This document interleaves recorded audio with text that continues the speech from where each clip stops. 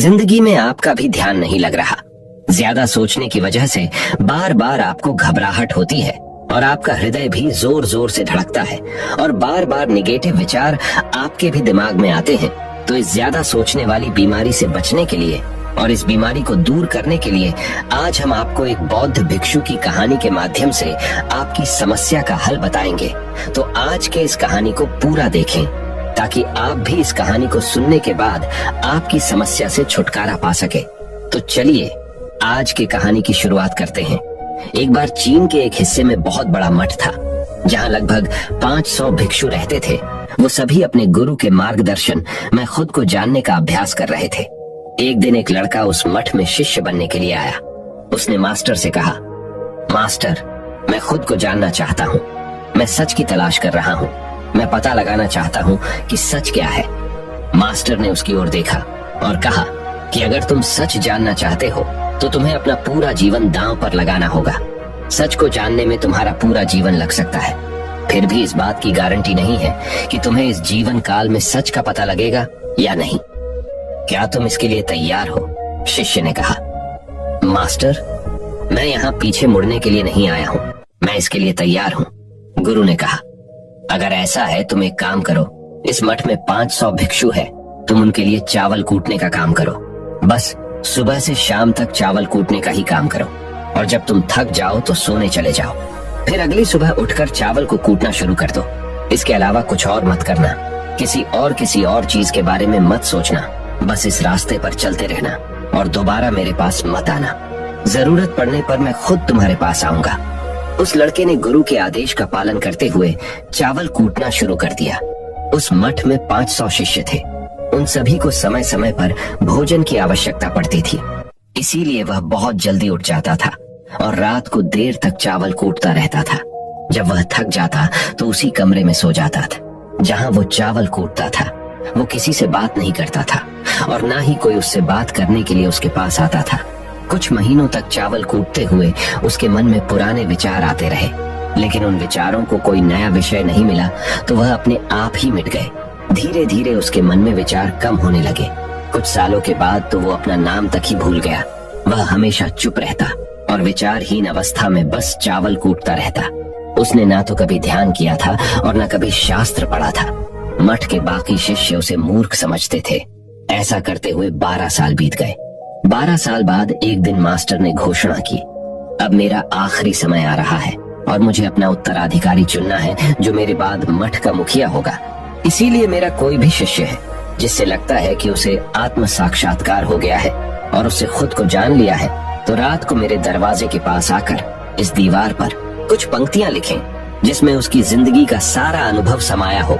कई शिष्यों ने ऐसा करने के बारे में सोचा, पर मठ के प्रमुख शिष्यों में से एक ने वहां जाकर कुछ पंक्तियां लिखी। उसे बौद्ध धर्म ग्रंथों का बहुत ज्ञान था। सभी शिष्यों को लगता था कि वो इस मठ का उत्तराधिकारी बन सकता है। उसने लिखा था कि मन एक दर्पण की तरह है जिस पर विचारों और इच्छाओं की धूल जमा हो जाती है। इस धूल को हटाने के लिए ही ध्यान है।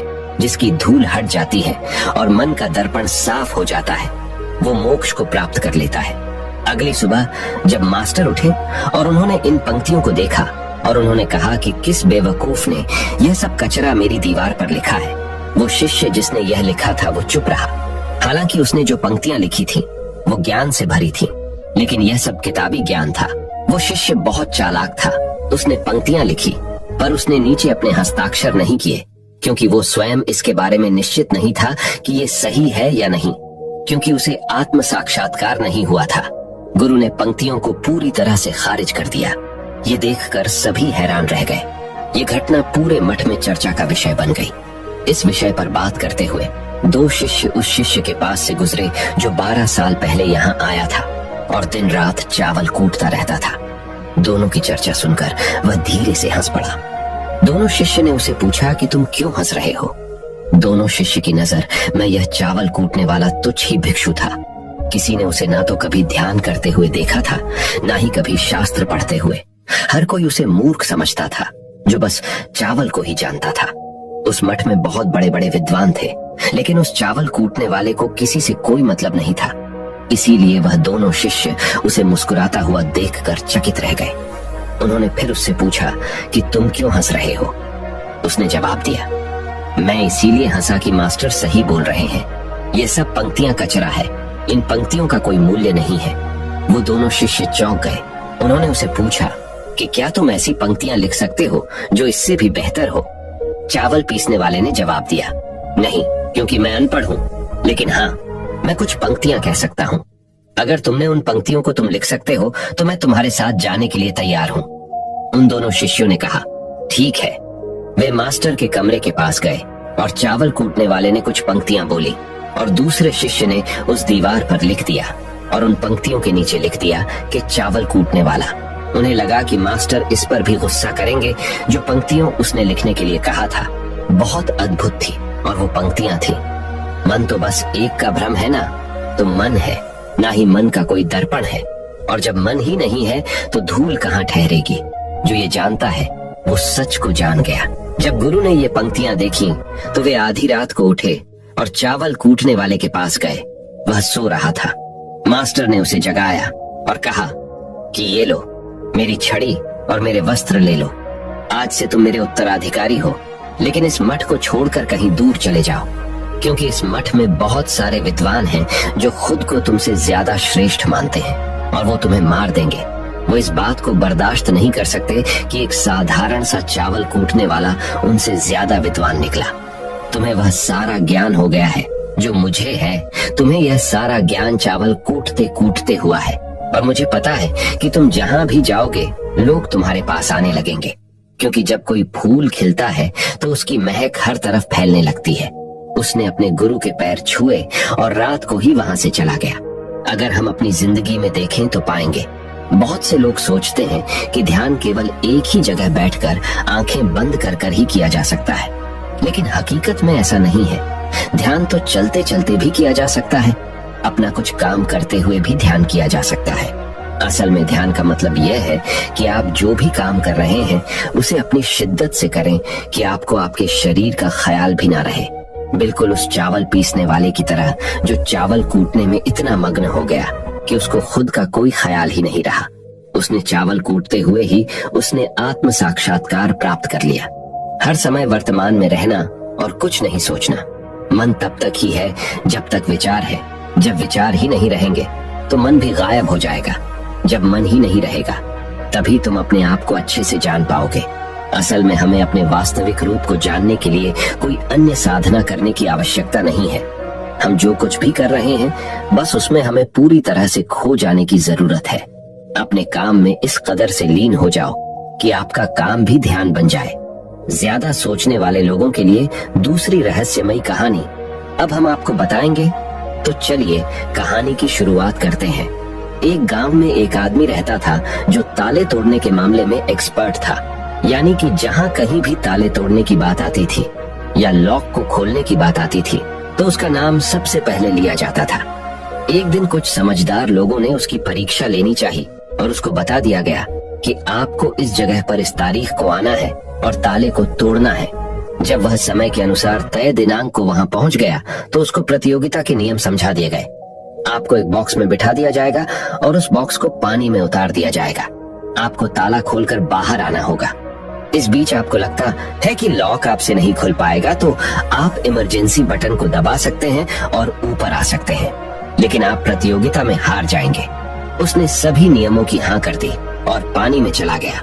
जैसे ही वह पानी में पहुंचा तो उसने जेब में से एक तार निकाला और लॉक को खोलने की कोशिश करने लगा। 4 से 5 बार कोशिश करने के बाद वह बार बार विफल हो रहा था, लेकिन उससे लॉक नहीं खुल रहा था। अब ज्यादा समय तक पानी में रहना उसके लिए और भी मुश्किल था, क्योंकि सांस रोकना आसान नहीं था। फाइनली उसने अपना पूरा दिमाग लगाया और एक बार अंतिम प्रयास किया। वह विफल हुआ और उसने इमरजेंसी बटन दबा दिया। धीरे धीरे ऊपर आने लगा। पानी के ऊपर आए बॉक्स को बाहर निकाला गया और हल्का सा धक्का देकर खोला गया। वह अचंभित हो गया कि एक बार भी मेरे दिमाग में यह ख्याल क्यों नहीं आया कि मैं इसको धक्का देकर खोलूं। हो सकता है कि ये लॉक ही ना हो। तो यही होता है, जब हम भी बहुत ज्यादा सोचते हैं तो इसका खामियाजा हमें भुगतना पड़ता है। कभी कभी ना सोचने से भी जवाब मिल जाता है। इसलिए किसी ने कहा है कि जो कुछ नहीं करते वह कमाल करते हैं। जी हाँ दोस्तों, ये बात बिल्कुल सही है। कभी कभी दिमाग को जब हम शांत रखते हैं और ठंडे दिमाग से सोचने की कोशिश करते हैं तो हमें बेहतर समाधान मिल जाता है। अब हम आपको बताएंगे कि ज्यादा सोचने की यह बीमारी के मुख्य कारण क्या है, जिससे आपको ज्यादा सोचने की बीमारी हो जाती है। अत्यधिक सोच के कुछ मुख्य कारण। पहला कारण, वर्तमान से ज्यादा भूतकाल या भविष्य के बारे में ज्यादा चिंता करना। आप जो काम अभी कर रहे हैं उससे ध्यान हटाकर अपना ध्यान बीते हुए समय या आने वाले समय पर लगाएंगे तो आप ओवर थिंकिंग के शिकार होते जाएंगे। दूसरा कारण, काम का ज्यादा तनाव होना। जब वर्कलोड ज्यादा होता है तो दिमाग भी तेजी से चलने लगता और यह तनाव का रूप ले लेता है और दिमाग में वो विचार भी आने लगते हैं तो काम से संबंधी नहीं है और लोग ओवर थिंकिंग के शिकार हो जाते हैं। तीसरा कारण, डर का बना रहना। जब व्यक्ति के अंदर डर होता है, जैसे नौकरी छूट जाने का डर, प्रमोशन न होने का डर, काम में असफल हो जाने का डर, पैसे न मिलने या डूब जाने का डर, व्यक्ति इस डर को लेकर कल्पना करता रहता है। भले ही ऐसा न होने वाला हो, लेकिन धीरे धीरे यह डर उसे जरूरत से ज्यादा सोचने पर मजबूर कर देता है। चौथा कारण, कॉन्फिडेंस की कमी। जब व्यक्ति में किसी काम को करने के प्रति उलझन बनी रहती है तो कॉन्फिडेंस कम होता जाता है, जिसके चलते नकारात्मक विचार दिमाग को घेरना शुरू कर देते हैं और व्यक्ति ज्यादा सोचना और चिंता करना शुरू कर देता है। पांचवा कारण, चीजों के बारे में सकारात्मक से ज्यादा नकारात्मक विचार। जब व्यक्ति छोटी छोटी बातों के नकारात्मक पहलू के बारे में ज्यादा सोचना शुरू कर देता है तो धीरे धीरे व्यक्ति ओवर थिंकिंग का शिकार होता जाता है। क्या ओवर थिंकिंग यानी अत्यधिक सोच से छुटकारा पाया जा सकता है? तो इसका जवाब है जी बिल्कुल। ओवर थिंकिंग यानी अत्यधिक सोच से छुटकारा पाया जा सकता है, हालांकि थोड़ा समय लग सकता है, लेकिन यदि आप नीचे दिए स्टेप्स को फॉलो करते हैं तो आप ओवर थिंकिंग की प्रॉब्लम से यकीनन छुटकारा पा सकते हैं। तो आइए जानते हैं कि ओवर थिंकिंग की समस्या से छुटकारा कैसे पाएं। ओवर थिंकिंग यानी अत्यधिक सोच से छुटकारा पाने के उपाय। ये सब जानते हैं कि पहले विचार दिमाग में आता है, फिर वो क्रिया का रूप लेता है। हमें कोई भी काम सोच समझकर करना बहुत जरूरी है, पर किसी काम को लेकर जरूरत से ज्यादा सोचना और वो बातें भी सोचना जो काम से संबंधित नहीं है, आपको और आपके काम दोनों को नुकसान पहुंचाता है। तो थिंकिंग प्रॉब्लम नहीं है, बल्कि ओवर थिंकिंग प्रॉब्लम है और इसे कम करना जरूरी है। तो आइए जानते हैं ओवर थिंकिंग यानी अत्यधिक सोच से छुटकारा या कम करने के उपायों का। पहला उपाय, स्वीकार करें कि आप जरूरत से ज्यादा सोचते हैं। इस बात को मन से स्वीकार करें कि आप ज्यादा सोचते हैं और आपको ऐसा नहीं करना है। जब आप इस बात को स्वीकार कर लेंगे तो आप इससे छुटकारा पाने के लिए अपने आप को तैयार कर लेंगे। आप ओवर थिंकिंग को लेकर जागरूक हो जाएंगे। जब भी आपको लगे कि दिमाग में फालतू विचार चल रहे हैं, तुरंत उसे वहीं रोक दो और ये सोचना शुरू करो कि आपने सोचना कहाँ से शुरू किया था। तब आपको मालूम होता जाएगा कि आप कितनी फालतू की बातें सोचकर अपना समय और शक्ति बर्बाद कर रहे हैं। दूसरा उपाय, हमेशा सकारात्मक सोचने की कोशिश करें। क्या गलत हो सकता है कि जगह क्या अच्छा हो सकता है। सोचें। नकारात्मक विचार डराते हैं और आपका दिमाग चिंता से दौड़ने लगता है। जब आप उन नकारात्मक चीजों पर ध्यान केंद्रित करने लगते हैं जो कहीं हो गई, तो तब आप दिमाग के गुलाम हो जाते हैं। लेकिन जब आप सकारात्मक रूप से सोचते हैं तो दिमाग आपका गुलाम होता है। सकारात्मक रहने का मतलब यह नहीं है कि आप चीजों के सिर्फ एक पहलू को देखें, बल्कि सही और गलत दोनों पहलुओं को देखना जरूरी है। पर केवल नकारात्मक सोचना या ज्यादा नकारात्मक विचार आपको अनुचित सोचने पर मजबूर कर देते हैं। तीसरा उपाय, योग, ध्यान और व्यायाम करें। योग, ध्यान और व्यायाम मस्तिष्क और शरीर को स्वस्थ रखते हैं। ध्यान काफी लाभदायक है, इसे अपने जीवन का हिस्सा बनाएं। चौथा उपाय, वर्तमान क्षण में जीने की कोशिश करो। कभी कभी लोग बीती हुई बातों या घटना के बारे में ही सोचते रहते हैं और तनाव में आ जाते हैं। इसी प्रकार जो समय आने वाला है उसे लेकर भी इतनी चिंता करते हैं कि तनाव में रहते हैं। तनाव में दिमाग हावी हो जाता है और फालतू बातें सोचने लगता है। जो समय बीत गया है उससे सीख लो, जो आने वाला है उसकी तैयारी करो। लेकिन यह आप तभी कर सकते हैं जब आप वर्तमान में रहें। इसलिए आप जो अभी कर रहे हैं तो पूरा ध्यान उसी पर लगाओ। पांचवा उपाय, जो बात आपको परेशान कर रही है उसे लिख लें। आपके सोचने के तरीके और आपके महसूस करने के तरीके के बीच एक मजबूत संबंध है। आपके सोचने का तरीका आपकी भावनात्मक स्थिति को प्रभावित करता है और आपकी भावनात्मक स्थिति आपके सोचने के तरीके को प्रभावित करती है। तो जो बात आपको परेशान कर रही है उसे लिख लें। अब उस बात के बारे में यह लिखें कि यह आपको क्यों परेशान कर रही है। अब अपने आप से प्रश्न करें कि क्या इस समस्या का हल परेशान रहना है। यदि नहीं तो उसका हल ढूंढे, और यही इसका कोई हल नहीं है तो परेशान रहने और सोचते रहने से क्या होगा। जब धीरे धीरे आप ऐसे करेंगे तो इस चीज की आपको आदत पड़ी ढहती जाएगी और आप अनावश्यक सोचना बंद कर देंगे। छठा उपाय, अपनी भावनाओं का नियंत्रण रखो। भावनाओं पर नियंत्रण रखने का मतलब यह बिल्कुल भी नहीं है कि आप अपनी भावनाओं को दबाएं, लेकिन आपको अपनी भावनाओं पर नियंत्रण रखना होगा। जब आप अपनी भावनाओं पर नियंत्रण रखते हैं तो हकीकत को देख पाते हैं। अनियंत्रित भावनाएं दिमागी विचारों को बेफजूल गति प्रदान करती हैं। सातवां उपाय, चिंता नहीं चिंतन करें। चिंता ओवरथिंकिंग को जन्म देती है और चिंतन क्रिएटिविटी को जन्म देता है। फालतू सोचने की जगह कोई कहानी, कोई लेख, कविता या कुछ रचनात्मक सोचें। आठवां उपाय, अपने पसंद की चीजें करें। जब भी आप फ्री हो तो कोई भी ऐसा काम करो जिसे करना आपको अच्छा लगता हो। किताबें पढ़ें, गाने सुने, गाने गाएं, घूमने जाएं।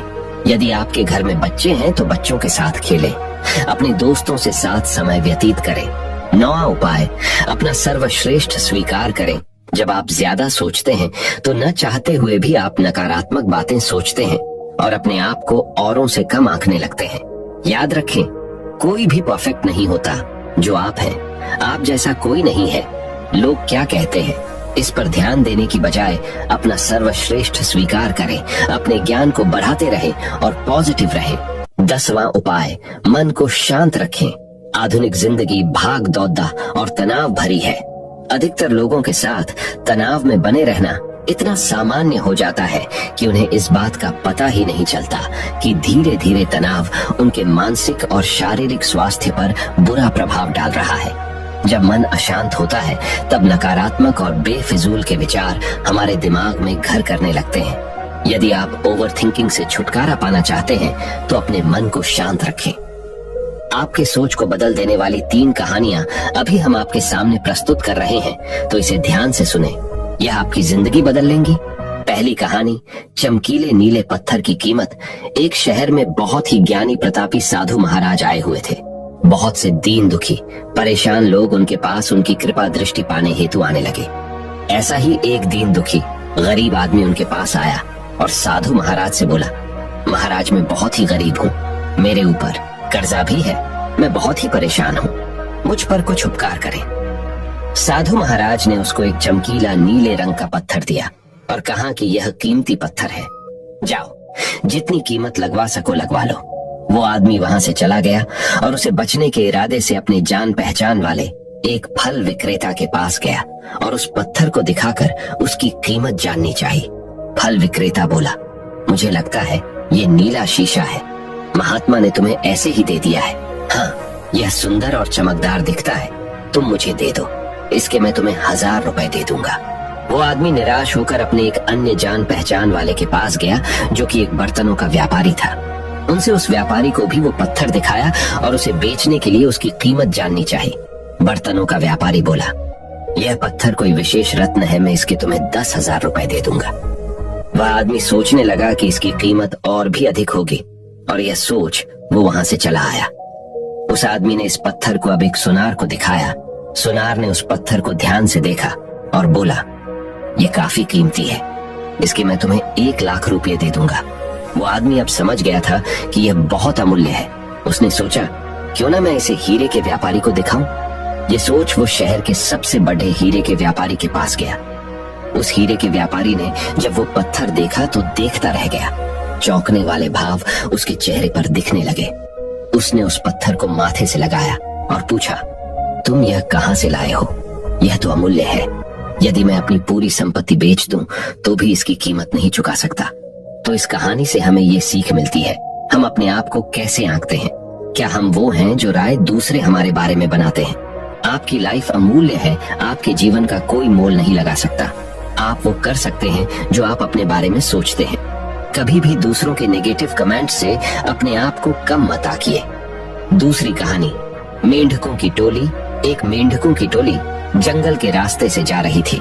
अचानक दो मेंढक एक गहरे गड्ढे में गिर गए। जब दूसरे मेंढकों ने देखा कि गड्ढा बहुत गहरा है तो ऊपर खड़े सभी मेंढक चिल्लाने लगे, तुम दोनों इस गड्ढे से नहीं निकल सकते, गड्ढा बहुत गहरा है, तुम दोनों इसमें से निकलने की उम्मीद छोड़ ढाए दो। उन दोनों मेंढकों ने शायद ऊपर खड़े मेंढकों की बात नहीं सुनी और गड्ढे से निकलने के लिए लगातार वो उछलते रहे। बाहर खड़े ही मेंढक लगातार कहते रहे, तुम दोनों बेकार में मेहनत कर रहे हो, तुम्हें हार मान लेनी चाहिए, तुम दोनों को हार मान लेनी चाहिए, तुम नहीं निकल सकते। गड्ढे में गिरे दोनों मेंढकों में से एक मेंढक ने ऊपर खड़े मेंढकों की बात सुन ली और उछलना छोड़ कर वो निराश होकर एक कोने में बैठ गया।